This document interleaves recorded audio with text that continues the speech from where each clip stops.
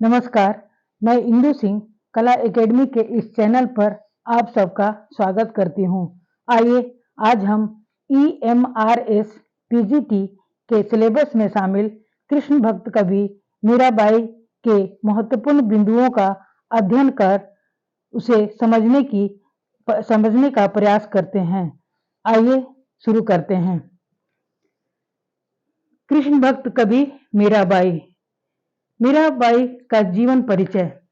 कृष्ण भक्ति शाखा की महान हिंदी कवयित्री मीरा का जन्म और मृत्यु दोनों ही विवादास्पद है। डॉक्टर नगेंद्र के अनुसार मीरा का जन्म 1498 ईस्वी कुड़की मेड़ता में हुआ था। मीरा का निधन 1558 से लेकर 1563 के बीच हुआ होगा ऐसा माना जाता है। आचार्य रामचंद्र शुक्ल मीरा का जन्म संवत 1573 मानते हैं। मीरा का जन्म स्थान मेड़ता। उनका बचपन का नाम पेमल था। मीरा के माता का नाम कमला और पिता का नाम रतन सिंह था। मीरा का निधन रणछोड़दास के मंदिर गुजरात द्वारका में हुआ था।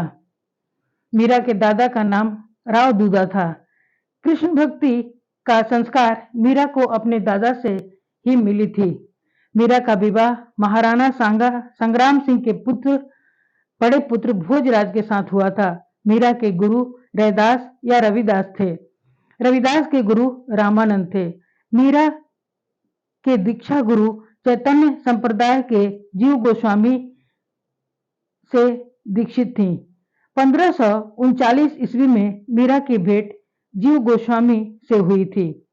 मीरा के विषय में प्रसिद्ध विद्वानों का कथन। आचार्य रामचंद्र शुक्ल के अनुसार मीरा का समस्त काव्य आंसुओं से सना एवं विरह में भींगा है।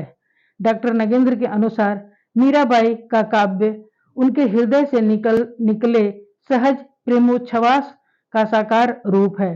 डॉक्टर नामवर सिंह मीरा का काव्य नारी से मुक्ति का आह्वान है।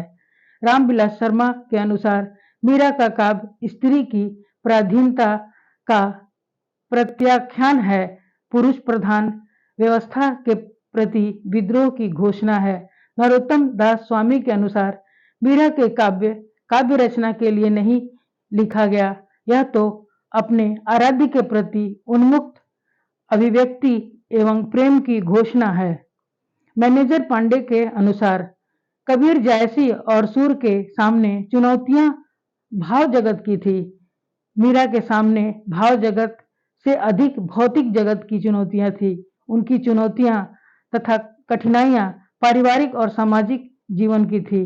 रोहिणी अग्रवाल के अनुसार मीरा के पदों को यदि आध्यात्मिकता के कुहासे से मुक्त कर दिया जाए तो वे जीवन के राग, उल्लास, उत्सव और ठाट बाट के साथ ऐन्द्रिकता के उद्दाम का भी संस्पर्श करते हैं। घोर लौकिकता के बीच घोर श्रृंगारिक बना। पूनम कुमारी के अनुसार मीरा की कविताएं स्त्री चेतना के इतिहास की एक विलक्षण धरोहर है। आज तक जितनी भी स्त्री चेतना पर कविताएं लिखी गई हैं, उनमें बरबस मीरा की कविताओं को रख दिया जाए तो इनकी विलक्षणता की पहचान ज्यादा आसान हो जाएगी और शायद ज्यादा तीखेपन की भी। स्त्री चेतना के संदर्भ में मीरा एक खास अर्थ में प्रासंगिक और आधुनिक हैं। सबसे आश्चर्यजनक बात यह है कि वे आधुनिकता के सारे प्रचलित प्रतिमानों से दूर रहते हुए भी आधुनिक और प्रासंगिक हैं। डॉक्टर नगेंद्र के अनुसार मीरा की 11 पुस्तकें हैं, जिसमें स्फुट पद को प्रमाणित माना गया है। गीत गोविंद का टीका, नरसी का मैरा, राग सोरठ का पद, मलार राग, राग गोविंद, सत्यभामानुरूसन, मीरा के गरबी, रुक्मिणी मंगल, नरसिंह मेहता की हुंडी, चरित, स्फुट पद, यह मीरा की सबसे प्रमाणिक रचना है। मीरा के उपनाम।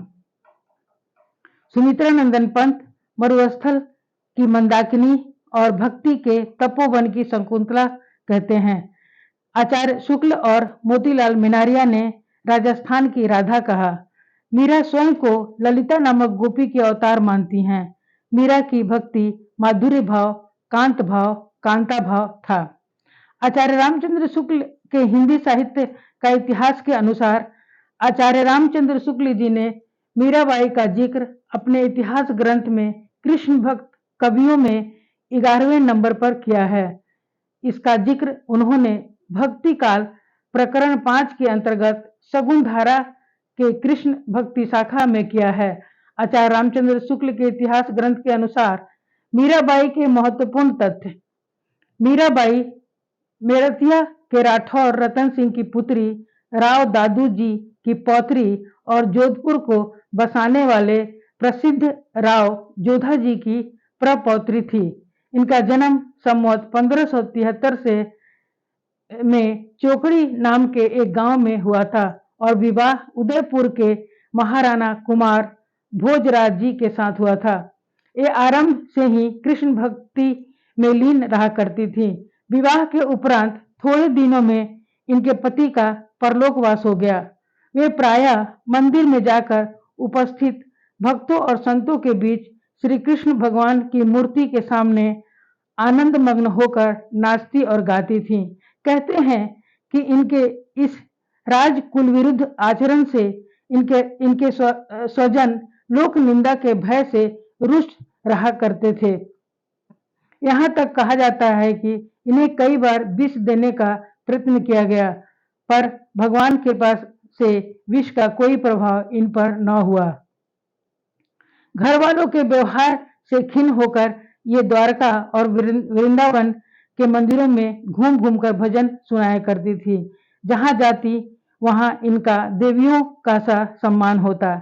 ऐसा प्रसिद्ध है कि घर वालों से तंग आकर इन्होंने गोस्वामी तुलसीदास जी को यह पद लिखकर भेजा था।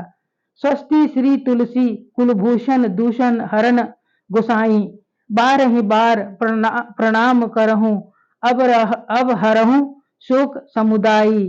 घर के स्वजन हमारे जेते सबना उपाधि बढ़ाई, साधु संग अरु भजन करत मोहि देत कलेश महाई।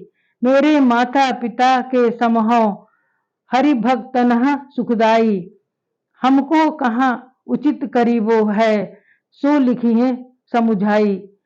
इस पर गोस्वामी तुलसीदास ने विनय कवि पत्रिका का यह पद लिखकर भेजा था। जाके प्रिय न राम वैदेही, सोनर ताजिए कोटि बैरी सम, यद्यपि परम स्नेही। नाते सबे राम के मनियत, सुहृदय सुसेव्य जहाँ लो। अंजन कहाँ आँखि जो फूटे, बहुतक कहाँ कहाँ लो।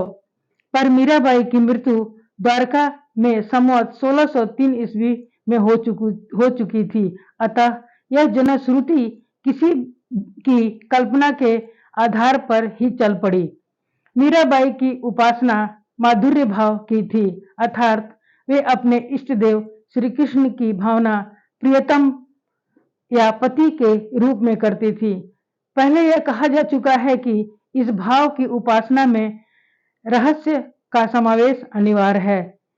इसी ढंग की उपासना का प्रचार सूफी भी कर रहे थे, अतः उनका संस्कार भी इन पर अवश्य कुछ पड़ा। जन लोग इन्हें खुले मैदान मंदिरों में पुरुषों के सामने जाने से मना करते, तब वे कहती कि कृष्ण के अतिरिक्त और पुरुष है कौन जिसके सामने लज्जा करूं। मीराबाई का नाम भारत के प्रधान भक्तों में है और इनका गुणगान नाभाजी, ध्रुवदास, व्यास जी, मलुकदास आदि सब भक्तों पर सबसे प्रेम की तल्लीनता समान रूप में पाई जाती है। आचार्य रामचंद्र शुक्ल ने मीराबाई के 4 ग्रंथों का उल्लेख किया है। नरसिंह जी का मायरा, गीत गोविंद का टीका, राग गोविंद, राग सोरठ। इनके महत्वपूर्ण 2 पद दिए गए हैं। बसो मोरे नयनन में नंदलाल, मीरा प्रभु संतन सुखदाई गोपाल। दूसरा है मनरे परसी हरि के चरण, दासी मीरा लाल गिरधर अगम तारन तरन। धन्यवाद। आने वाले समय में हम आपके लिए महत्वपूर्ण जानकारियां लेकर आते रहेंगे। कृपया आप सब हमारे मनोबल को बढ़ाने के लिए लाइक, सब्सक्राइब और शेयर करें। आप सभी को सुनने और देखने के लिए बहुत बहुत धन्यवाद करती हूँ। धन्यवाद। जय हिंद।